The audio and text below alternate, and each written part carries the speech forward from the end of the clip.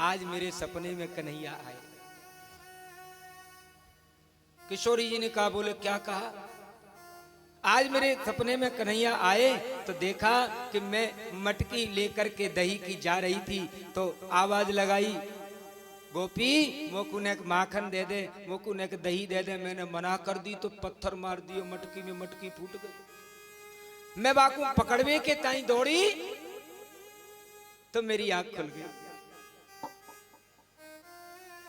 एक गोपी कहती है, मेरे सपने में भी आज कन्हैया आए। मैं गौ दोहन करने के लिए जा रही थी और मैं जा नहीं पाई, उससे पहले ही बछड़न को खोल के चलो गयो। बछड़ा सारे दूध को पी गए और मैं जैसे ही भाई पकड़वे को भाई मेरी आंख खुल गई।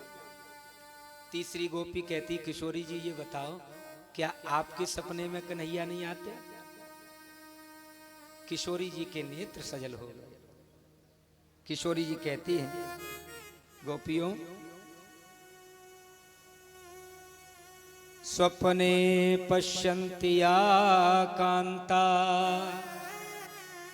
धन्यास्ता सखियोसिता। हे गोपियों, हे सखियों, तुम धन्य हो। स्वप्ने पश्यति या कांतम धन्यास्ता सखियोसिता। अस्माकं तु गते कांते गता निद्रा पिबेरिणी।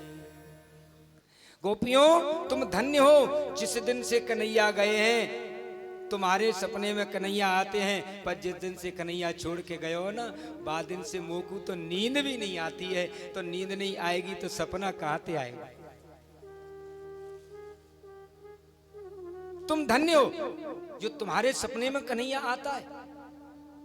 मोको तो नींद भी ना आवे तो सपना कहां से आएगा? उद्धव एक वृक्ष के पीछे खड़े होकर के सुन रहे थे। इतने में किशोरी जी के पास एक काला भौरा आ गया। अब भौरे की मूछें होती हैं और सिंदूर कलर की मूछें होती हैं।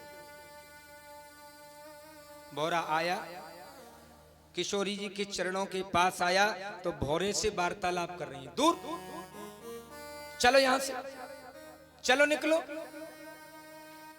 मैं जानती हूं तुम कोई और नहीं हो, उस काले के ही दूत हो।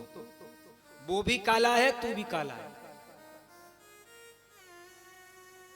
जाओ, लौट जाओ यहां से। मधु की तव बंधो मास प्रशांग्रिम सपत्न्या कुच विलुलित माला कुंकुम श्रुश्रुभिर्न बहतु मधुपति स्तन मानिनी नाम प्रसादम यदु सदसि विडम्ब्यम यस्य दूतस्त्वमीद्रक। ओ भौरा, क्यों बार बार मेरे पैरों में आता है? क्यों बार बार हमें तकलीफ देता है? तुम्हारी मूंछों में कुमकुम लगा है और तुम जैसे वो कृष्ण कभी एक पर निर्भर नहीं रहता, ऐसे ही तू भी कभी किसी एक पर निर्भर नहीं रहता। जैसे छलिया तेरा स्वामी कृष्ण है, ऐसे ही छलिया तू है। जा, उस छलिया का भी हमारे पास में कोई काम नहीं हो, तेरा भी कोई काम नहीं है। और सुन, अगर उससे शिकायत करनी है तो कर देना, हम उससे डरने वाली नहीं है। उद्धव जी आश्चर्यचकित हो गए। उद्धव जी आए और आकर के चरणों में गिरे। गोपियों, आप ये क्या कर रही हैं? अरे अपने आप को आपने सुखा लिया।